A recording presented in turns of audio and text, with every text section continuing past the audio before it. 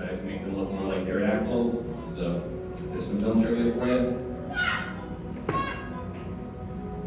Now, I did mention that rays really like to eat animals with hard shells. So, and here comes another spotted eagle ray, and if you look carefully, you'll probably see some pieces of shells coming out of her mouth, kind of like if you've ever eaten sunflower seeds and spat out the shells, sort of like that.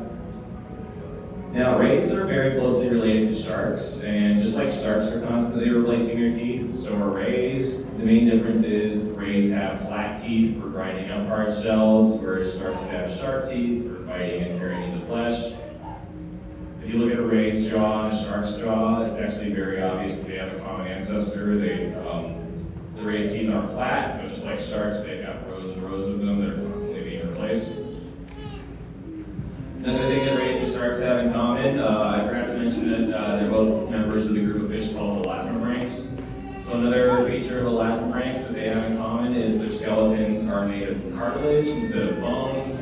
So that's the same material that your ears and your nose are made out of, which is why these guys are so flexible and very graceful in the water. They also, there's another similarity in their skin. So the scales of rays and sharks are what we call dermal denticles. So these are actually scales that are structurally very similar to teeth.